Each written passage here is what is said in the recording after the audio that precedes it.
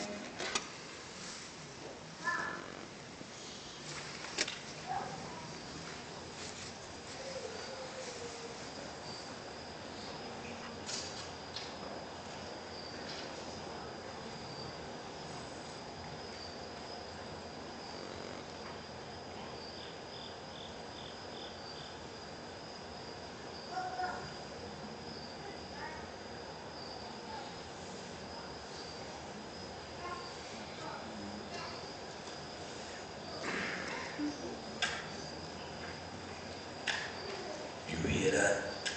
That right there. No. Well, I'm telling you, are you watching your TV and playing your boxes? Your kids are safe at night, at home. Your folks won't let you out after dark.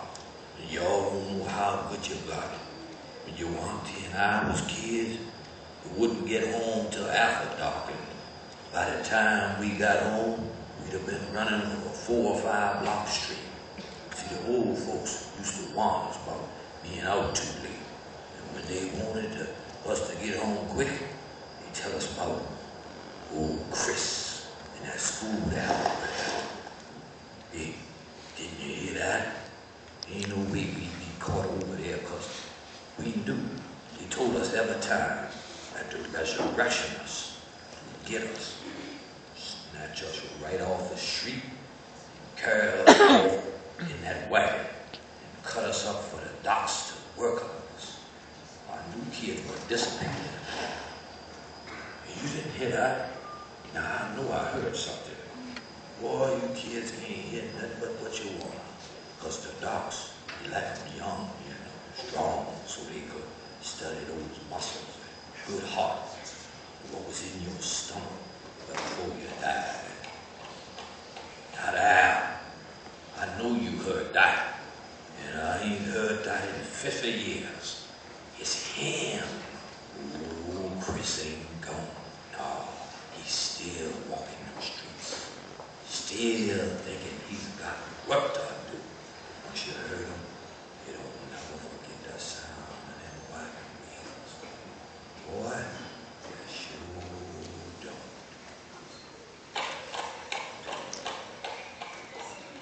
When I was coming up, my mother used to tell me to be in the house before it get dark, because the student doctors from the hospital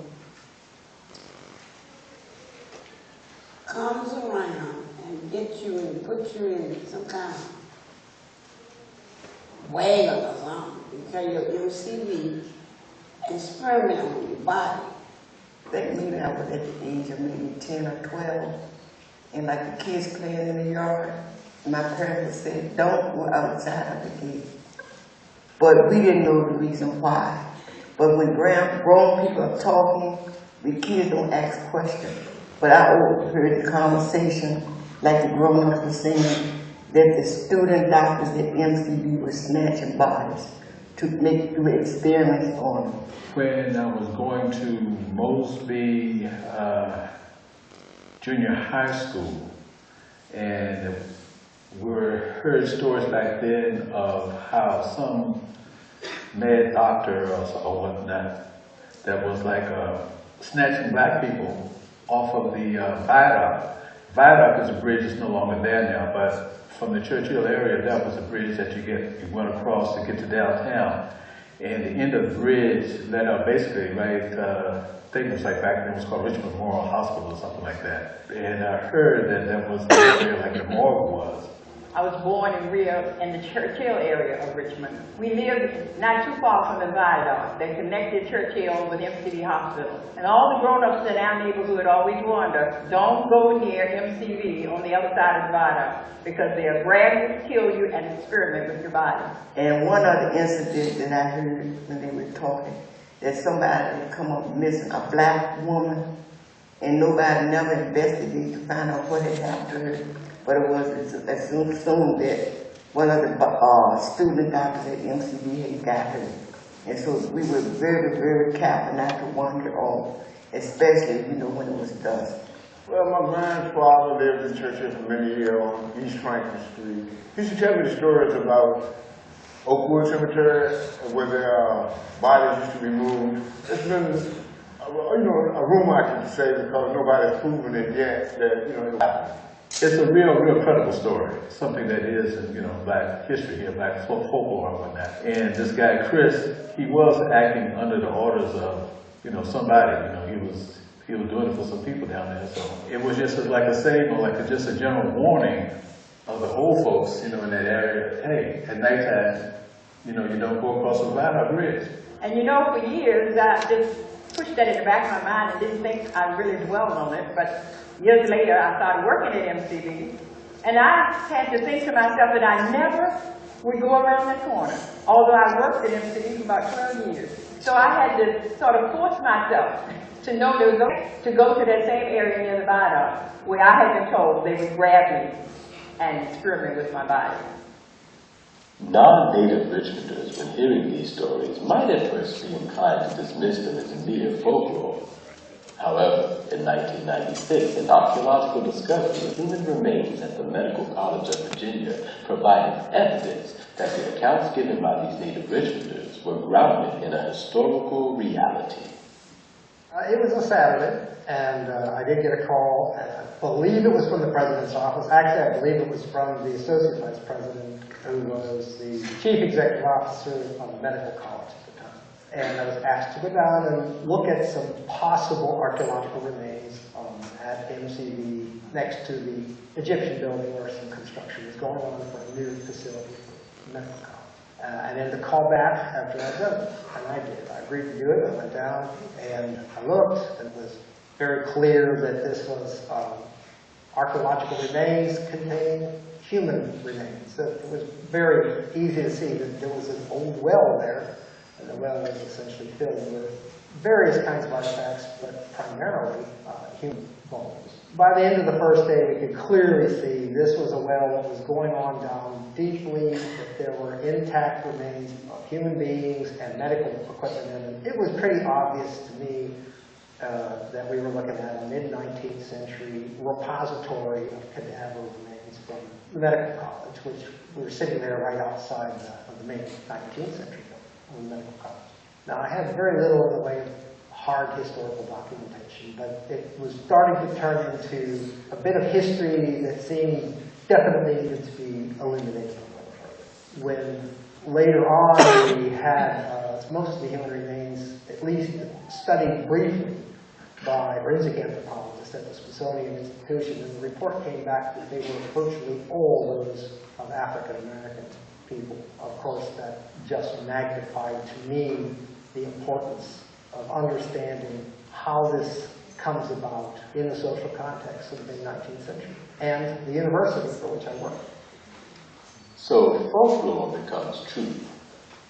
The human remains found in the well outside of the Medical College of Virginia sheds light on the existence of an industry that once flourished in Richmond, the trade in human cadavers for medical dissection. And the person responsible for this well, for the acquisition, keeping, and disposal of the human remains used in this way, was a black Richmonder named Chris Baker. Chris Baker was the anatomical attendant at the Medical College of Virginia from some point probably in the 1870s until he died in 1919. Chris Baker was a fascinating, complex individual in many respects. He lived in the basement of the Egyptian building, the Medical College of Virginia. He was born around 1860 in Richmond. We don't know if he was born to free or enslaved parents, but we know that his parents, his mother and father, also worked at the Medical College of Virginia at about the same time. From the record, we found Chris Baker beginning first in the 1900s. We were not able to find him in the 1870s, 1880s. And of course, the 1890s was destroyed by fire, so there are very few records that survived that. And we found him in the home at East Marshall Street, which the address was 1227. It turned out to be the Medical College of Virginia, which is now VCU. Then he was there again in the 1910 census, and John Jr. was still there. They were still in the basement of the college. It showed that he and his wife in 1900 they had been married about 9 years. She had 2 children. One was deceased. John Jay was the only surviving child. It seems that Chris Baker's mother or his wife, we're not real sure which one, served as a laundress here at the medical college. We actually have a photograph of her standing with one of the nursing students from the 1890s, as well as Sadie Heath Cavanis, who is the director of our nursing program. According to the records, there is a contradiction in who Chris Baker's father was. His father is said to be Old Billy, or Billy Baker. And Billy Baker was the anatomical man here at Medical College before Chris took it over in the 1880s. Now, the account says that Billy Baker married Chris's mother when Chris was a child. So that would imply that Billy Baker was actually Chris's adopted father, not his biological father. His death certificate says that his father was Edward Baker. Now, we did find Edward Baker living in Washington, D.C. in the 1880 census. And this individual would have been about the same age as Chris's father. We don't know a lot about Billy Baker. Our records for the school for the 19th century aren't complete, but we do have an account book that was kept meticulously by Dr. Levin S. Joines, who served as dean right prior to the Civil War, through the Civil War, and into the 1870s. And recorded in that are payments made out to Billy. June 27, 1868, Billy, for services he was paid $5. The sums he received prior to the Civil War were very paltry. There are several entries that he's paid 50 cents. After the war, it's clear that he's being paid for his services in the anatomical room or the dissecting room, and the sums there were $10 or $15 a quarter, so considerably more. Chris Baker received payment, as did other individuals who the college hired over the years to procure bodies. Of course, at this time it was illegal to procure these bodies, and the fact that they got all this great documentation, paying out cash, sanitizing the whole paper trail. They would pay the money to the demonstrator of anatomy. He was the junior member of the faculty, and he had to spend the time connecting with the underworld and the resurrectionists. So the money would be paid to him, and then he would dispense it to the resurrectionists, to any assistance that the resurrectionists may have in actually hauling the bodies to the college. We are aware, because he was subsequently arrested in the 1880s, that he did in fact go out on raids himself. On December 15, 1882, Chris Baker and another black man named Caesar Rowland, along with several medical students from MCV, were apprehended by police near the pauper section of Oakwood Cemetery. In spite of being charged with the felony crime of disentering a dead body, the governor himself would pardon Chris and all his accomplices just 6 days later. Well, you needed a reliable person to handle this, and the fact that he was here for years and years and years and was reliable and got the job done, the faculty appreciated that. And it was his job to prepare the cadavers for the students to dissect, as well as to bring out anatomical specimens to either the demonstrator of anatomy or the professor of anatomy. He received all the anatomical material in the basement and then was responsible for hauling it up, I'll assume through a series of ropes and pulleys, up to the 4th floor. This was in the days before electric lights, and so they had to rely on a series of skylights that were designed into the building on the top level for their anatomy dissection areas. And students would actually work up on the top level, although Chris kept all his wares, so to speak, in the basement level. Now, what he did in the basement where he lived, he would store the bodies in vats in a preservative to keep them fresh as possible. Once they began to deteriorate, his job was to scrape the bones, because the bones themselves had use in terms of training medical students. And once the materials had been used and were now no longer useful, he discarded them in a well. And there were several wells reportedly in and around the area that he used to discard the remains after he finished with them. So he had a tremendous role in maintaining that laboratory. He also became quite knowledgeable because he handled bodies for an awfully long time. Some of the stories say that he could usually tell which students were going to make it through medical school and which would not, just by observing them in the anatomy room. And he actually was a source for the students and could assist them and tell them about bones and muscles, because he certainly had seen those so many times. Chris Baker was a respected and valued member of the Medical College of Virginia's community. The way we can tell that he was valued is that he appears in many photos of the graduating classes of the medical college.